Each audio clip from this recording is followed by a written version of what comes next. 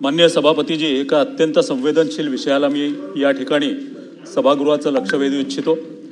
मातोश्री शोभाताई भाकरे मतिमंद मुलामुलींची कार्यशाळा, त्याचप्रमाणे मुलामुलींची शाळा ही नागपूर या ठिकाणी कार्यरत आहे। या ठिकाणी 38 विद्यार्थी आहे जे मतिमंद आहे। भगवंतांनी तुम्हाला आम्हाला सर्व दिलं आहे। या ठिकाणच्या मुलांना काहीच नाही अशा पद्धतीची ही सर्व मुलं आहे। या ठिकाणी 26 कर्मचारी आहे, परंतु संस्थाचालक इमारत जी आहे ती अत्यंत भीषण इमारत आहे। त्या ठिकाणी भोजनाची व्यवस्था अत्यंत वाईट आहे। याशिवाय कर्मचाऱ्यांना आणि शिक्षकांना वाईट पद्धतीने शाळेचं भले नाव मातोश्री असेल तरी आई बहिणींच्या शिव्या द्यायचं, त्याचं ऑडिओ रेकॉर्डसुद्धा त्या ठिकाणी आहे। याशिवाय एक 8 दिवसापूर्वी त्या संस्थाचालकांनी स्वतःची बंदूक काढून त्या ठिकाणी ठेवली आणि कर्मचाऱ्यांना आणि शिक्षकांना त्यांनी धमकावलं की बाबा माझ्याजवळ बंदूक आहे, तुम्ही जर माझी कंप्लेंट कराल तर तुमच्यावरती मी या पद्धतीने याचा वापर करील।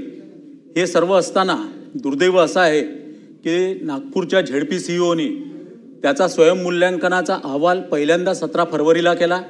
त्यामध्ये त्याला 80% गुण दिले आणि 3 महिन्यानंतर ज्यावेळेला मी तक्रारी केल्या त्यानंतर स्वयंमूल्यांकनाचा दुसरा अहवाल 3ऱ्याच महिन्यात दिला। त्याच्या 100 पैकी 23 गुण त्याला देण्यात आले। आता या ठिकाणी इतकी भीषण परिस्थिती आहे की मी स्वतः 30 जूनला सन्माननीय दिव्यांग आयुक्त यांना फोन केला। माझा नंबर नसल्यामुळे त्यांनी माझा फोन उचलला आणि त्याच्यानंतर सभागृह चालू असताना मी सेव नसल्यामुळे उचलला आणि त्यानंतर मी 30 तारखेपासून रोज सभागृह चालू असताना त्यांना म्हणतोय की या शाळेतील शिक्षक किंवा कर्मचारी आत्महत्या करतील, साहेब लक्ष घाला, साहेब लक्ष घाला, परंतु ते लक्ष घालायला तयार नाही। 6 वेळा हिअरिंगची डेट दिली, परंतु हे दिव्यांग आयुक्त त्याकडे लक्ष देखील द्यायला तयार नाही।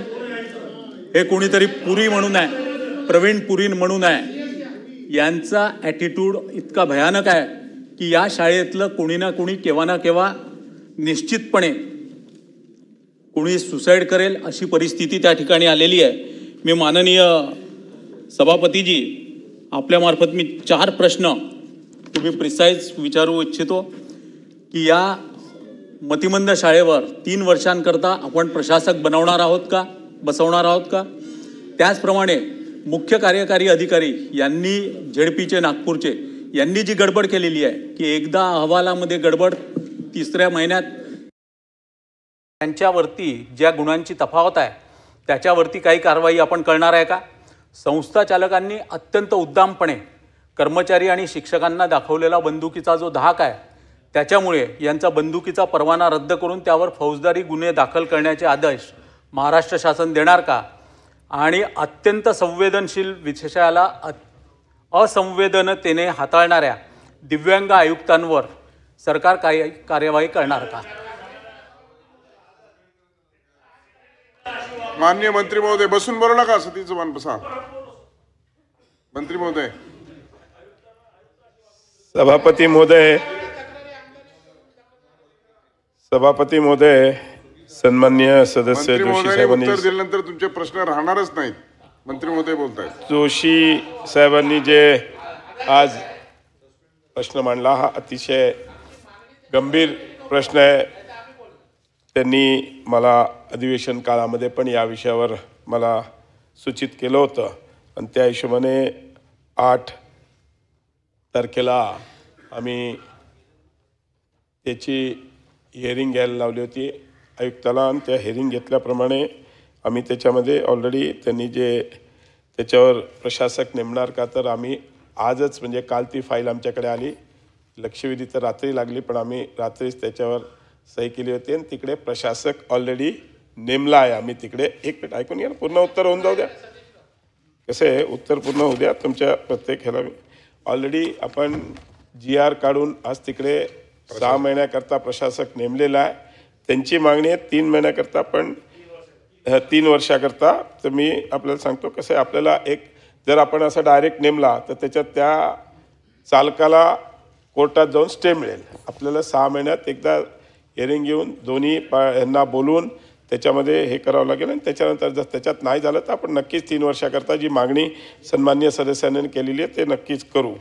दुसरा विषय त्यांनी मांडला तो आहे की जिल्हा परिषद सीओने पहिल्यांदा रिपोर्ट एक दिला, दुसरा दिला, हे नक्कीच तपासून, कारण की जिल्हा परिषद सीओवर कारवाई करायची असेल त्याला मला ते पॉवर्स नाही आहेत, पण नक्कीच त्यांच्यावर आपण कारवाई करण्याचा शासनाकडे रिकमेंडेशन त्यांचा पूर्ण अहवाल करून आपण शासनाकडे मांडू.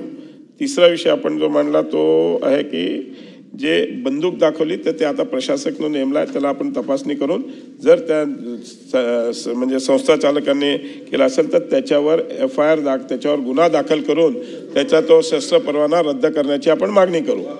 हा त्यात काही विषय नाही. म्हणजे असं जर कोणी करत असेल, कारण की हा दिव्यांगांचा प्रश्न आहे आणि दिव्यांगांच्या शाळेमध्ये जर असं प्रकरण होत असेल ते अतिशय दुर्दैवी गोष्ट आहे. आणि ही गोष्ट नक्कीच, कारण की ही बंदूक काढल्याची गोष्ट आत्ताच मला सांगण्यात आली आहे, पण असं जर केलं असेल तर नक्कीच त्याच्यावर कडक कारवाई त्या संस्था चालकावर करण्याचा आम्ही करू आणि माननीय मुख्यमंत्र्यांच्या माध्यमातून त्यांच्यावर त्यांचा शस्त्र परवाना पण रद्द करण्याची मागणी करू. आणि एक चौथी मागणी आपण केली ती आयुक्तांच्या बद्दल अनेक तक्रारी आलेल्या आहेत. त्या तक्रारींचा आम्ही पूर्णपणे विचार करून मान्य सस्पेंड मी नाही करू शकत, थोडंसं सरकारकडे मांडीन ना, तर तेच त्याला ताबडतोब त्या ठिकाणी आपण दुसऱ्याला जबाबदारी देऊन आणि मान्य मुख्यमंत्री एक मिनिट ऐका ना तुम्ही यार, माझं ऐकायच्या अगोदर माझं बोलू द्या ना. 6 वेळेला फोन केला, जर सन्माननीय आमदार त्यांना एवढा विश्वास की आमदार आहेत ते माहित नाही म्हणून फोन घेतला, आमदार असता तर घेतला नसता. अशी अवहेलना जर आमदारांची होणार असेल, 6 वेळा तर संदीप जोशी बोलतायत त्या महापालिकेमध्ये जास्त ते मुसलमान नाही घेतलेला त्यांनी पहिलेच लक्षवेधी आहे. आणि मुख्यमंत्री माननीय मुख्यमंत्री सभापती महोदय दिव्यांगाच्या बाबतीत संवेदनशील आहेत. स्वतंत्र त्यांनी डिपार्टमेंट काढलं. सभापती महोदय निलंबनाची सगळ्यात सभागृहाची आमची मानसिकता आहे आणि सभागृहाची जेव्हा मानसिकता असते तेव्हा सरकारकडून आपण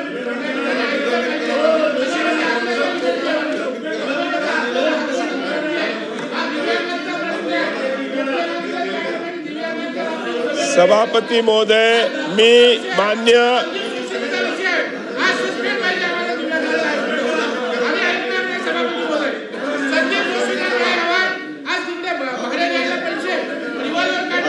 आता आपण सगळ्यांच्या भावना लक्षात आल्यात. मंत्री महोदय उत्तर देतील. आपण बरोबर सभापती महोदय त्यांना तत्काळ रजेवर पाठवून त्यांना मला काही आपल्याला ते IAS अधिकारी आहेत, IAS अधिकाऱ्याला निलंबन करणं हे माझ्या अखत्यारीत नाहीये. मी त्यांना त्यांच्यावर कारवाई करून ताबडतोब त्यांना निलंबित करण्याची कारवाई करू.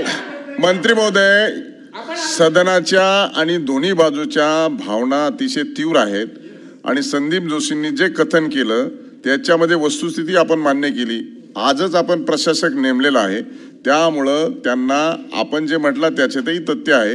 कारण दोन मंत्री महोदयांनी देखील त्याच्या संदर्भात ऑर्डर केल्या. आजच्या आज तातडीने त्यांना रजेवर पाठवून त्यांना शोकाशिशू करून तातडीने सरकारच्या माध्यमातून त्यांना निलंबित करण्याची कारवाई आपल्या स्तरावरून करावी.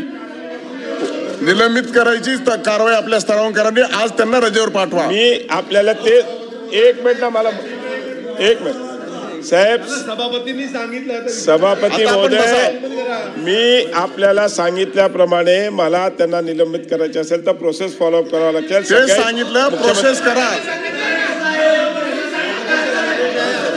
सभापतींनी सांगितल्याप्रमाणे केलं जाईल. धन्यवाद. लक्षवेधी क्रमांक 6